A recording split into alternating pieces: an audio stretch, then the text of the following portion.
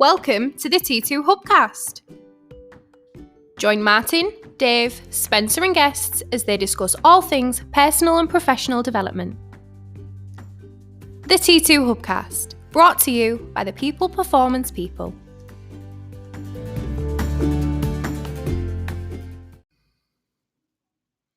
So welcome to the T2 Hubcast with me, Martin Johnson. Me, Spencer Locker. And me, Darren Bunby. Darren, special guest, first time in the Hubcast room. How are you doing, mate? Very well, thank you. Honoured to be here. Good stuff, Spence. Popping his Hubcast cherry. He's popping his Hubcast cherry. Yeah. It was about time. Yeah.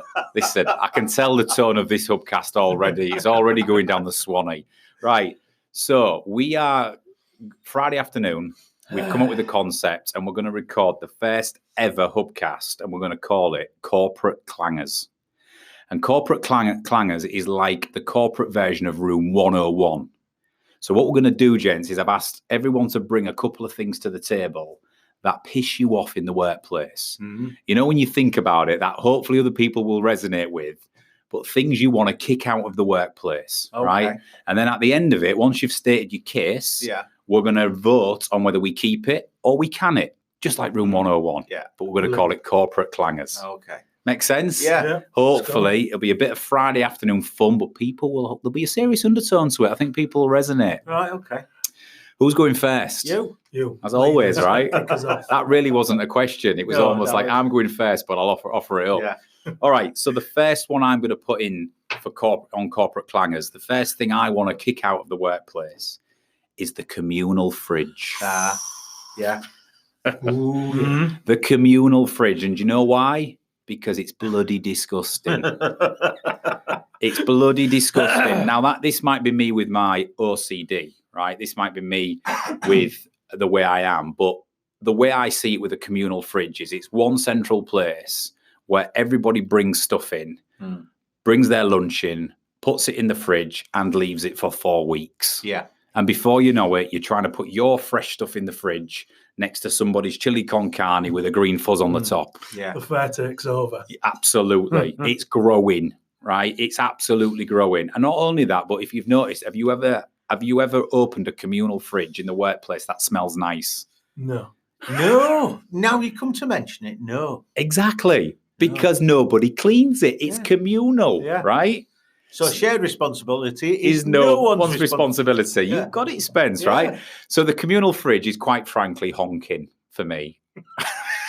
Honking, that's a good word. Because what happens is people make their packed lunch or they bring last night's leftovers, right, into the workplace. They bring last night's leftovers and they have every intention of eating it, only to go out, buy their lunch because they forget it's there. And 6 weeks later, it's growing a fairy fuzz. Yeah. Am I right? Yeah, absolutely. So I just don't like the communal fridge and everything it stands for. I think it promotes germs and disease and it's just, and the other thing is you end up with random things in the communal fridge. Like what? Like a 6-month-old bottle of Sunny Delight that actually nobody actually even knows whose it is. Yeah. In fact, who buys Sunny Delight these days? Or the random jar of gherkins that's been there since last Christmas because somebody fancied a gherkin on their salad one day. Norman. And he's left. He doesn't even work here anymore. The problem with the gherkins is they're still in date because they last about 4 million years, right? Yeah. So my first thing here is the communal fridge. I want to can it. I know there's a value to them. And people will say, well, how do you bring your stuff in? Listen, buy fresh. I don't care. Have your own little fridge under your desk, but the communal one is not working for me. Spencer. Yeah, one of them insulated chill bags with the freezer block things in there. Yeah. And you bring it in every day. And then the thing is, if it's frozen, then you've got to leave it on the side to defrost, haven't you? You are. So you don't need a fridge. No. Exactly. In fact, I was going to be playing devil's advocate and say, well, what are the alternatives? But you don't have to have an alternative, really, do you? So, Darren, you're a man who loves your food. I am. Anyone who knows me knows that I like my food. So this presents an easy answer for me because I think the communal fridge is for leftovers, and there's very rarely leftovers in my house. In fact, Darren's favourite food is leftovers. Absolutely. So I've never had use for a communal fridge. Yeah. So yeah, I agree with you. Let's can it. Right, so we're 4 minutes in. We'll get through this very quickly. I'm going can it. You're going Can it. Spence. Can it. The communal fridge is the first corporate clanger to be canned. Right. Second one, Spencer. No, Darren. I think Darren's got an idea. Well, on you. just staying on the food theme, I want to put out there and hopefully get it canned, microwaving fish in the workplace. Do we even need to debate this? No, I don't think we do. But go on. Microwaving pitch fish it. in the workplace. Well, there's always that one person that seems to have fish every day, and it's just like stinking the place out. And I'm one for smells, and I can't get on with them, to be fair. Yeah. So I would just love to stop people microwaving fish. Because it's the aftermath, isn't it? Yeah, when you've microwaved fish or grilled fish or done anything with fish in the workplace, it lasts for hours. Days. Yeah. Yeah. No, days. Yeah. Somebody's got some mackerel in some special oil or something, and yeah, it's like usually somebody who grinds their own coffee. Yeah. You know what I mean? Yeah. Yeah. Oh, but the health benefits, the omega-3 oils and all this. Don't care. It stinks. Yeah. Even a couple of days later, when you move your mouse mat or something, Yeah. it just seeps out from underneath. Get a bit of seepage. A bit of fish seepage from under your mouse mat. Yeah. Oh. No, listen, clothes. Let's say no more. You can, absolutely. Yeah. And do you know what amazes me about this, Darren? Which the person who's cooked the fish or is having the fish is trying to play it down, going, I can't even smell it. Yeah. It's not that bad. Yeah. Do you know what I mean? But only the person who's made the fish is saying that because, absolutely. So let's have a round robin on this. Cooking, using, opening any type of fish in the workplace. Mate, they've banned smoking in pubs. They should ban eating fish at work. You heard it here first. Yeah. Right. So I'm going can it. Yeah, can it? Can Yeah, it? I will. That's Yeah, thank two you. two corporate Thanks for your support. two corporate clangers. Absolutely can. Spencer. I'm going to go a bit deep here, if you don't mind. Oh, Hypocrisy. hypocrisy.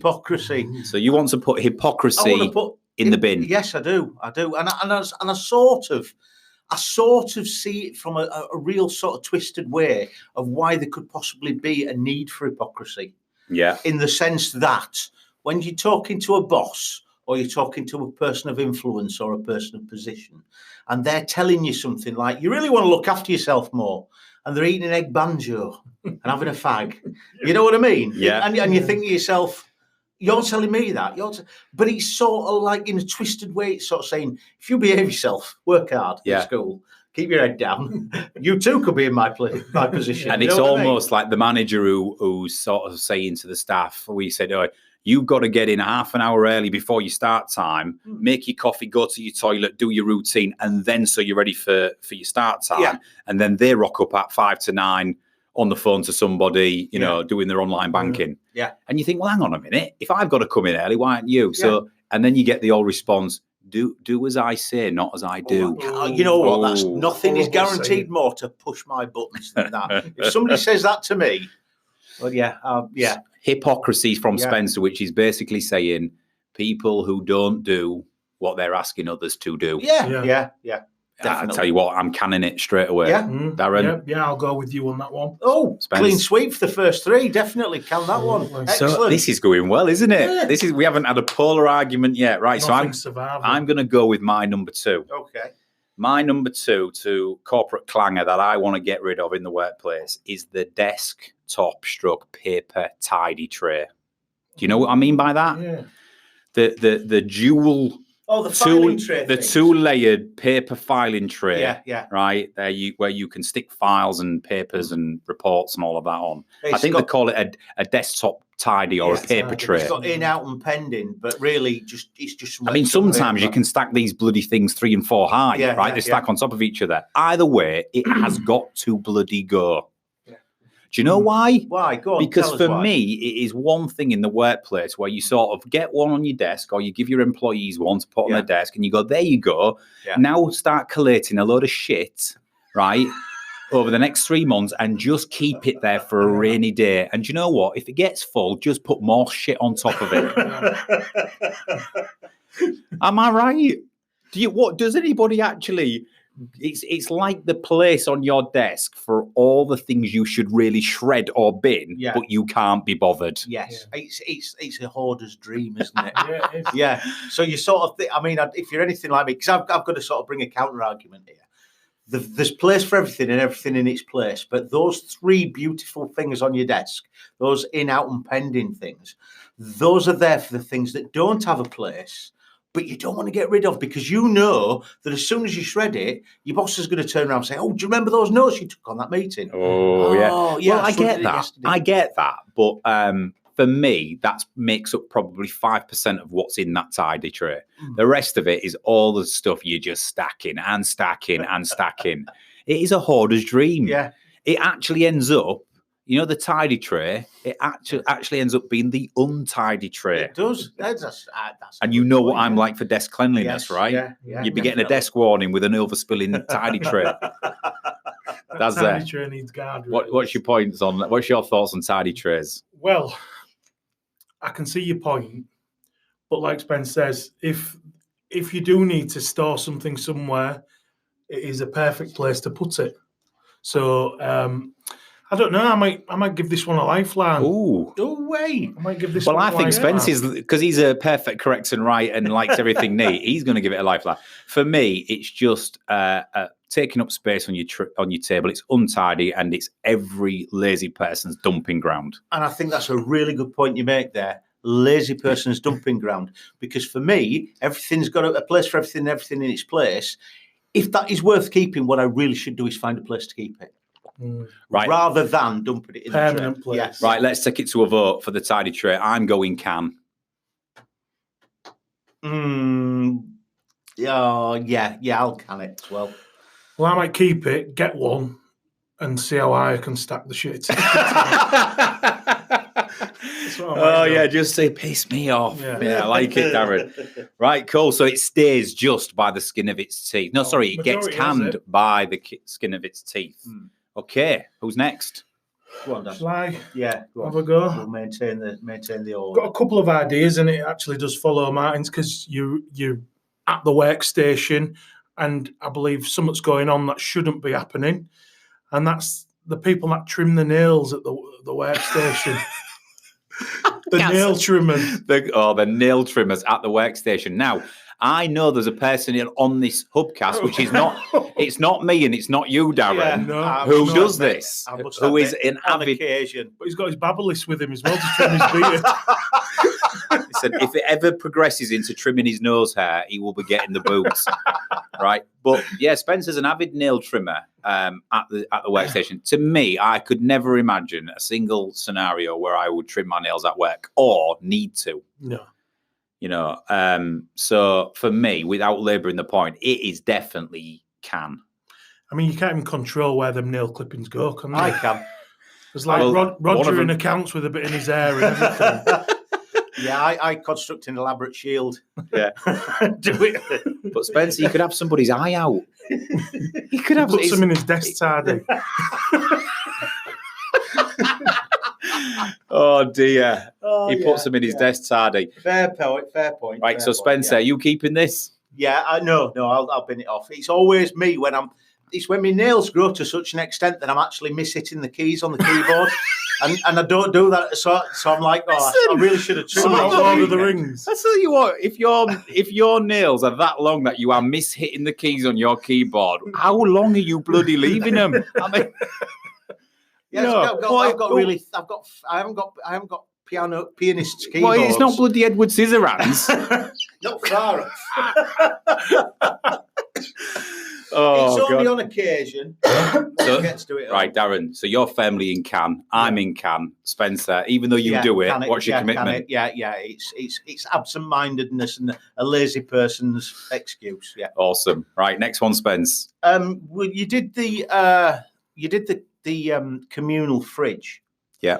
I'd like to do the communal kitchen, and not just when I say the communal kitchen, I don't mean somewhere where you actually go in, make a brew, and then leave. I'm on about the areas that think thoughtfully and considerately. They supply chairs and tables, and it's usually in a situation where you have a number of different companies in one building. rather than just it might be one company and lots of different sort of areas of that company. Yeah. But you go in there, and the people who are in that communal kitchen area, usually the ones who haven't got friends to talk to. So they talk to you. Yeah, well, they don't. That's the thing. Is they just sort of sit there in silence. Awkward. It's like walking into an awkward room in an awkward situation where nobody's looking at each other, nobody's saying anything, and it's just like you don't want to breathe too loudly just in case somebody gives you. I bet they're tucking into the fish as well, aren't they? Yeah. They've just made the Doreen fish from accounts, and she's got a mackerel going. and she just made a fish whilst clipping her nails. Whilst clipping her nails, yeah. And she's got the fish in the microwave, and whilst she's making a fish in the microwave, she's cleaning a coffee grinder out as well. Yeah. Well, listen, I know where I stand instantly on this. I think this is your issue as from a social perspective, because I don't think we can ban communal places where people should eat their lunch, and just because they don't want to talk to you and there's an awkward silence, then we ban that. They might have been talking to people all morning and they want their headspace. In fact, the fact that you've walked into the kitchen, Spencer, is now triggering them, right? Because they went for a bit of peace and quiet, and you're going, "Morning, how are you doing?" No, actually, the only reason I've gone there is because my boss gets triggered by the noise of people eating. So I'm thinking to myself, I don't want to trigger my boss, so I'm going to go find somewhere else to have my lunch. We'll come back to that. So, with the time we've got left, Darren, what's your thoughts on this communal kitchen? Yeah, I think there's a place for it. I do keep it. I think as long as it hasn't got a fridge in it. Yeah. And ban all dishcloths as well, because I think they're just tea towels, breeding ground. Communal tea towels. In fact, anything communal. Yeah. Bring your own stuff. Bring your own stuff. Use it in the communal kitchen. Right. So that's staying, Spence, unfortunately. Oh, right. Okay. Then you're already outvoted. So it's a congregational area for the friendless. It is. Right. Okay. That's it. Yeah, absolutely. Right. I'm going to put one in the mix. This is if anything, this would be my number one. I'm going with the concept of, in the workplace, dress down Fridays. Yeah. Right. What a crock of shit. This notion that you're going to have to dress how I want you to dress all week, or in your uniform, or in your attire that the workplace dictates. But guess what? On a Friday, you can dress how you want, with some boundaries.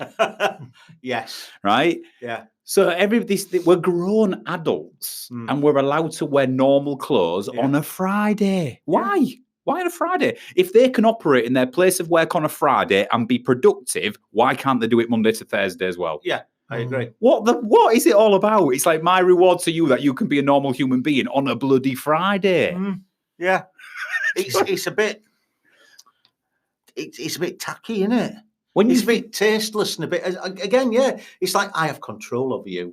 Yeah. And on Friday, I shall give you the freedom to do what we wish. Do you know what it is for me, though? It's like my point, like on a Friday, everybody comes in their jeans and their polo shirts or whatever it might be, right? They feel comfortable. Yeah. They're looking forward to the weekend. They feel comfortable. They're arguably productive, happy, whatever it might be.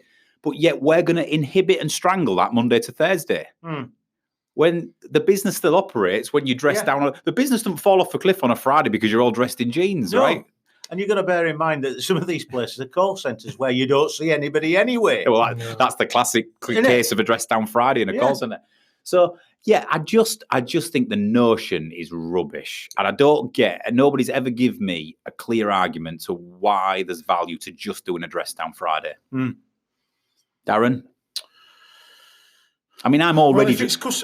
If you're in a customer-facing sort of environment where you might have people visiting and stuff like that, I think I've worked in an office where they've got quite a big contact centre, and when you give someone the right to have a dress-down day, they think all of a sudden they don't have to get a wash. And like some of them can take it to the next level, and you think, what are you living like when no one's watching? So there are them people that take it to the extreme and come in sandals and shorts and stuff like that. So I think just a smart, casual happy way to go along things. So you're upgrading it to a smart casual Friday.